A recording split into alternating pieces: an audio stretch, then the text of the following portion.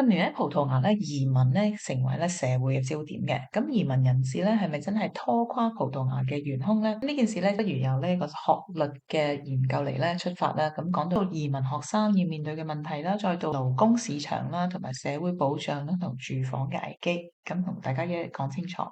咁啊，大家好，咁啊歡迎咧嚟到獅子嘅 channel。咁啊，今日想同大家講一個好敏感嘅話題，亦都係好重要嘅話題。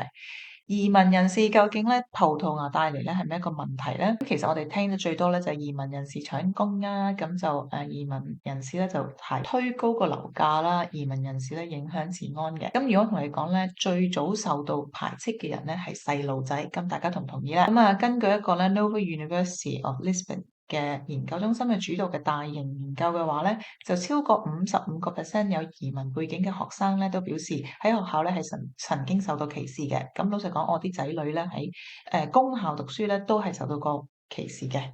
如果係第一代移民嘅學生咧，比例更加高，超過70%。呢個數字咧其實係好震撼嘅。歧視咧主要喺邊度嚟咧？近一半咧係同學之間啦，30%咧係嚟自老師嘅，亦都有好多咧係學校嘅行政啦或者係助理人員嘅。原因包括咧外表啦、膚色啦、出生地啦，甚至好多咧學生根本講唔出原因點解備受歧視，知道咧係自己備受排擠嘅。研究仲指出咧，葡萄牙嘅本地學生咧90%咧就覺得自己好有歸屬感嘅。咁但係新一代移民嘅人士咧嘅學生咧就係覺得呢一半咧係自己完全唔受備受接納嘅。咁啊呢個問題咧，如果唔處理，咁後果會點咧？答案好簡單啦，學業表現差，社交網絡弱，向上流動困難。咁其實咧，我睇呢一個新聞咧，佢嘅留言板咧係好多葡萄牙人咧都留言咧，其實佢哋主要嘅留言都係話佢唔關佢事，亦都唔 care。其實外來人士備受歧視嘅。第二點啦，同一班人咧長大咗之後咧，撐住葡萄牙嘅經濟。好有趣嘅係咧，就呢一班學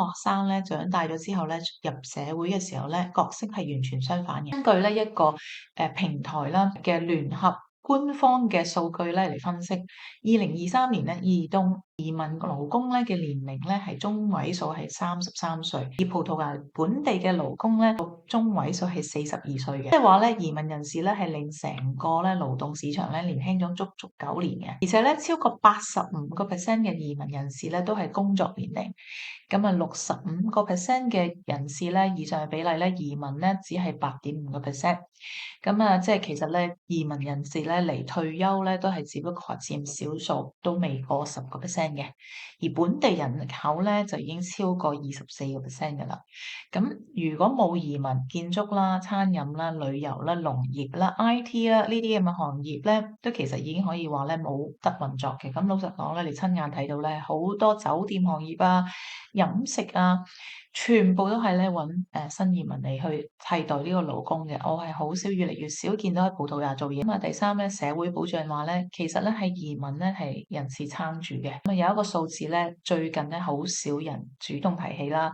咁2024年咧，頭10個月咧，移民人士咧已經咧為葡萄牙社會保障金咧，即係佢哋嘅所謂嘅 Social Security 咧，供款超過30億歐元噶啦，唔係拎福利喎，而係咧擺錢落去後代。好多細嘅鄉村咧、細嘅鎮咧、養老院啊、農場啊，全部都要勞工，大量嘅勞工。如果冇咗外來勞工咧，可以話係閂門嘅。老實講啦，我去過葡萄牙啲細鎮咧，即係我都好擔心咧，嗰啲 market 咧賣菜嘅農民咧，其實如果佢老一代咧過身嘅話咧，咁下一代咧係邊一個支撐咧？咁都好有疑問咯。因為全部咧人口老化得好緊要。第四點啦，咁點解覺得咧移民人士咧造成一個住房嘅問題咧？我哋睇下數據，而唔係一個感覺先。呢個 Portugal 咧就指出咧，由2011年開始咧，家庭增長嘅速度咧長期咧係快過咧住房嘅供應嘅。2011年到2021年咧，每年咧係少咗4000間屋。2021年到2024年咧，每年係少咗14000間屋。2017年之後咧，家庭嘅數量增大嘅最大原因咧係淨移民嘅流入。問題係咧，屋真係實在起得太慢啦。公共房屋咧只係全國嘅2%，相比荷蘭咧、奧地利咧係佔20%咧，葡萄牙咧係極度依賴私人嘅房屋市場，加上啦批則咧非常之慢啦，建築人手短缺。舊樓空置而翻新係困難嘅，結果係咧需求上升咧，亦高應咧係完全跟唔上。第五點咧，問題係唔係需唔需要移民，而係有冇呢個制度。咁呢個研究咧，其實咧都指向同一樣嘢，有冇效去反歧視呢個監察啦。勞工市場咧完全係配合唔到。咁啊，住房政策咧係長期失衡嘅。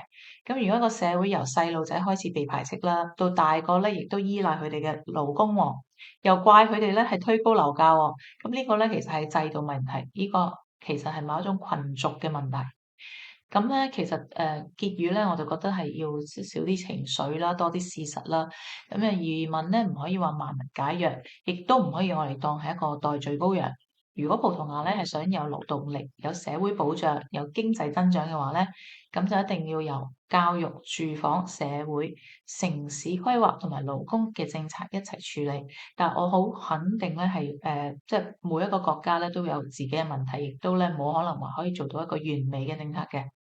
咁啊，希望咧可以大家咧就，如果你哋有啲咩意見嘅話咧，就不妨咧俾個留言、俾個 like、俾個 follow，多謝晒。